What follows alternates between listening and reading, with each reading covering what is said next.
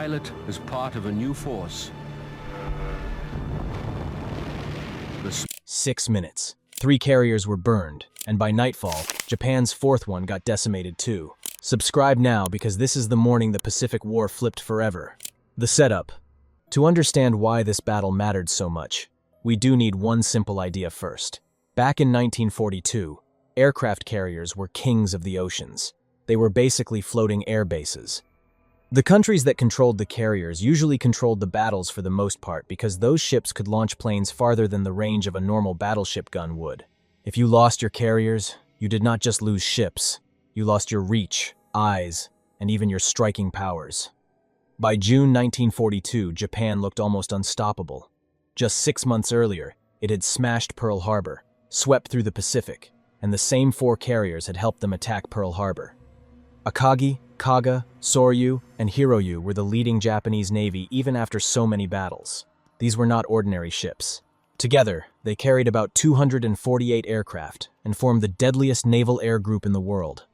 Japan's plan was simple in theory. They needed to attack Midway Island, force the United States to send its carriers to defend it, and then destroy those carriers in one big battle. If that worked, Japan could dominate the Pacific even longer and more strongly. Midway was not the final prize. It was just the bait that they were using. But there was one problem for Japan. The Americans already knew that trap was coming. At Pearl Harbor, American codebreakers had figured out Japan's mysterious target called the AF. It was really Midway. Admiral Chester Nimitz, the top U.S. commander in the Pacific, believed the intelligence and made a huge gamble.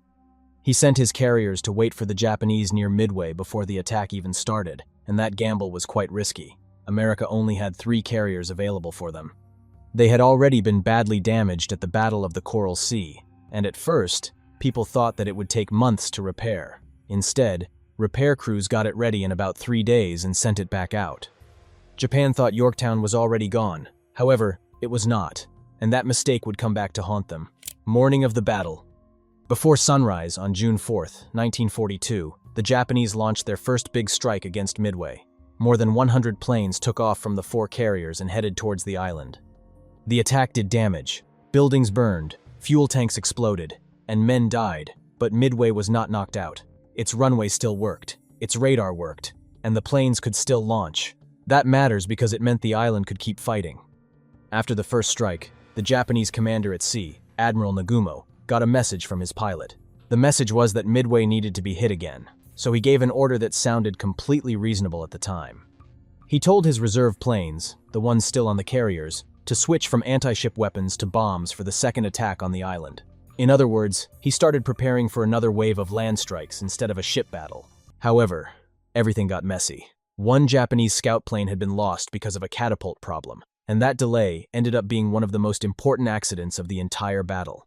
When that scout finally reported back, it said that there was an American naval force nearby.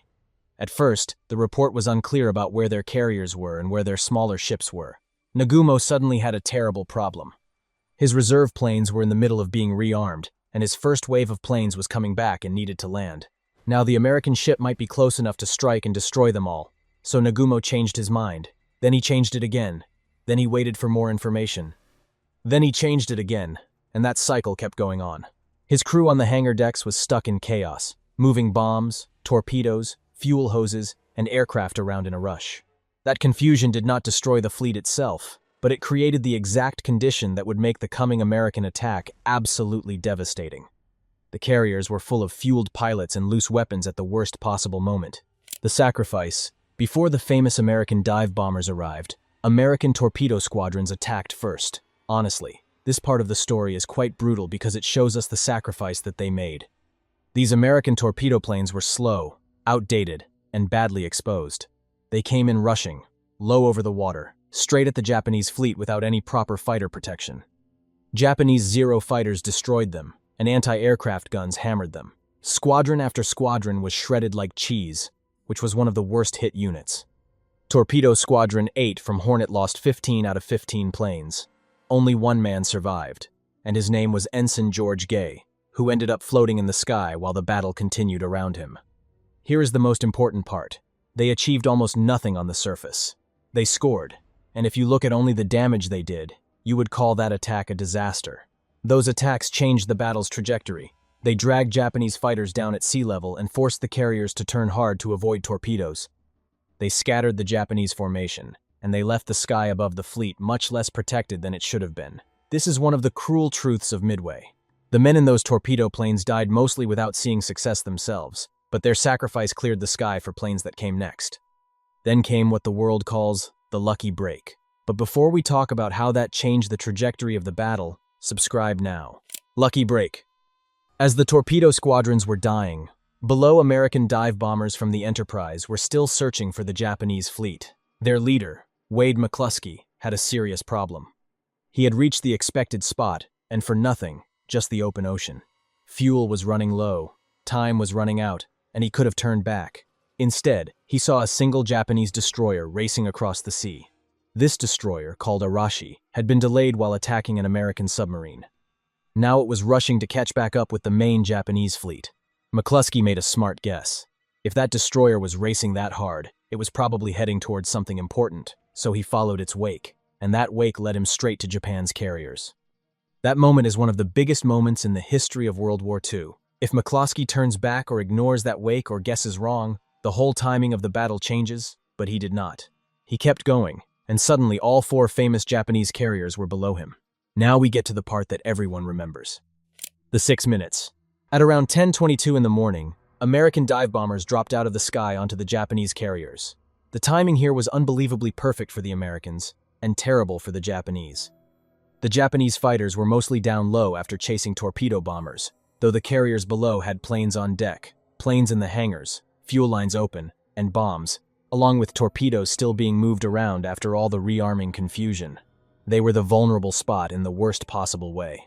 The carrier named Kaga was hit and quickly became a burning wreck. Soryu was also struck and set on fire beyond saving. Akagi took what was one of the most decisive bomb hits, but it was enough. The bomb exploded among armed and fueled aircraft below, and fire spread fast. In about 6 minutes, 3 of Japan's 4 carriers were effectively out of battle. This is where the title comes from, but here's the simpler and more accurate way to say it. Japan did not literally watch all 4 carriers vanish in 6 minutes. What happened is even more important.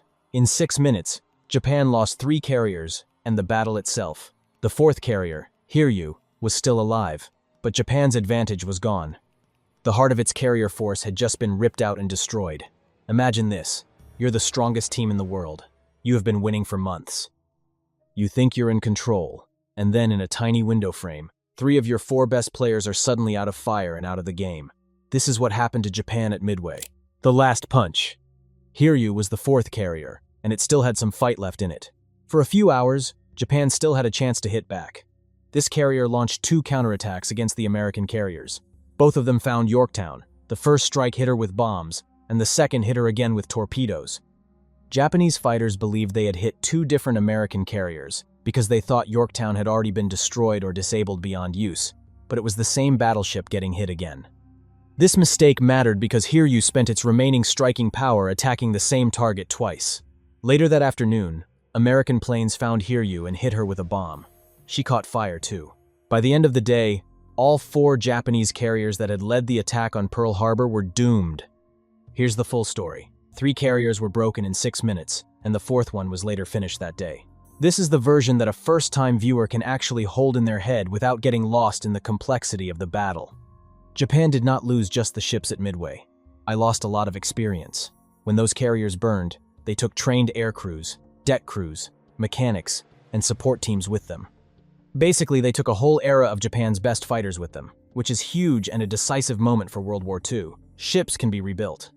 Skilled naval aviation teams are much harder to replace, especially in the middle of the war. America, with its giant industrial base, could replace losses much faster than Japan ever could. Midway did not end the war in one day, but it changed the trajectory of the war in a way that Japan never really recovered from. The United States also lost badly. Yorktown was still eventually sunk. Many aircraft were destroyed. Hundreds and thousands of men died. This was not cheap history, but the difference was that Americans could recover. Japan could not recover as easily from losing 4 fleet carriers in a single battle. If Pearl Harbor was the moment Japan shocked America, Midway was the moment America shocked Japan right back with 100 times more intensity. Before Midway, Japan had momentum. It looked faster, bolder, and almost unbeatable. After Midway, that feeling was gone. Japan was still dangerous, deadly, and still capable of inflicting huge damage to the world, but it no longer had the same freedom to decide when and where the carrier war would be fought. The balance has shifted, and that is why people still talk about those 6 minutes. Not because they were flashy, but because they were the final moments of Japan being glorious in their history. In one shot, a burst of bombs and fire stopped the strongest carrier force in the Pacific from being the future of the war, and made it the ultimate demise of it. What do you think history would be like if Japan had not lost that battle? Let us know in the comments down below, and subscribe to the channel because we expose the darkest sides of history.